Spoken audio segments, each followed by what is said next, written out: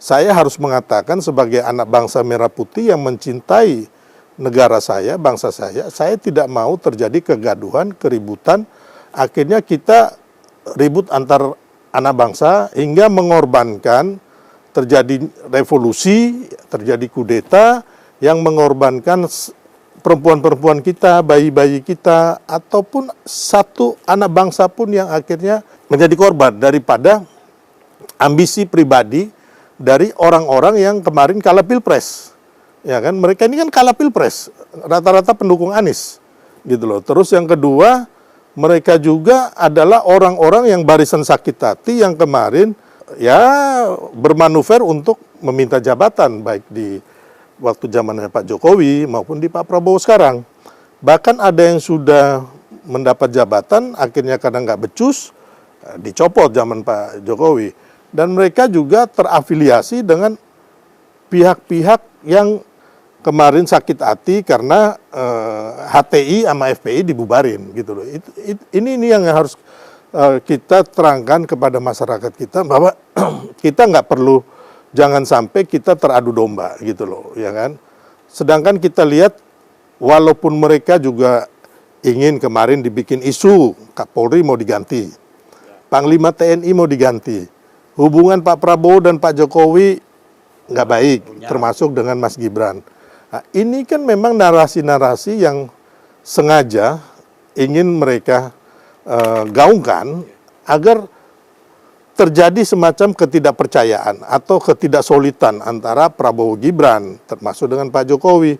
Makanya dimunculkanlah isu-isu pemaksulan ini, termasuk isu kayak kemarin Matahari Kembar, sampai isu yang ijazah palsu, terus menteri titipan, ya kan. Kalau kita lihat bahwa sekarang ini dinarasikan bahwa ada menteri titipan Pak Jokowi di kabinet ini, tapi itu salah besar karena begini, menteri-menteri yang diangkat Pak Prabowo ini adalah teman sejawat yang waktu kemarin Pak Prabowo di kabinetnya Pak Jokowi ini mereka ini bersama dengan Pak Prabowo gitu loh. Jadi Pak Prabowo tahu menteri ini, menteri itu, Kapolri, Panglima TNI yang kerjanya bagus, ya kan, yang memang kerjanya dia punya program yang kebetulan satu visi dengan satu misi dengan Pak Prabowo yang akan diteruskan.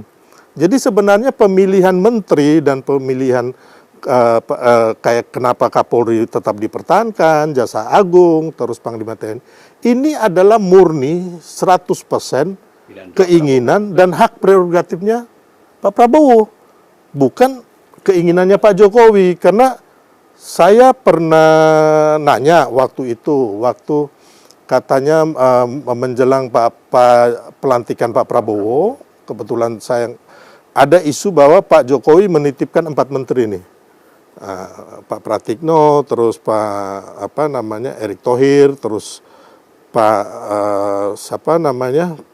Budi Ari masuk di situ, Budi Ari. Bukan, Budi Ari enggak. Waktu itu si Pak Tito. Saya tanya ke Pak Jokowi, Pak benar Bapak menitipkan, mohon izin Pak, ini calon-calon menteri ke Pak Prabowo. Pak Jokowi bilang, Mas, ini yang akan, kan waktu itu baru mau dilantik, yang akan jadi presiden dan mempunyai hak prerogatif itu adalah Pak Prabowo. Ya kan? Dan saya pernah di posisi waktu sebagai presiden ada yang mengintervensi saya. Dan itu rasanya nggak enak sekali. Nah, itu jawaban Pak. Karena harus memikul kepentingan orang jadi. Iya, jadi jawaban Pak Jokowi. Dan sampai kita lihat kembali lagi, ya kan, waktu itu setelah mendekati pelantikan, memang ada tim Pak Prabowo dan Pak Prabowo sendiri bertemu Pak Jokowi. Di situ tim transisi kan. ya, waktu itu kan Pak Jokowi cerita bahwa ada beberapa orang yang ditanyakan, maksudnya ini baik atau enggak gitu loh. Jadi nama-nama itu udah, Pak ini nama-namanya ini orangnya bagus.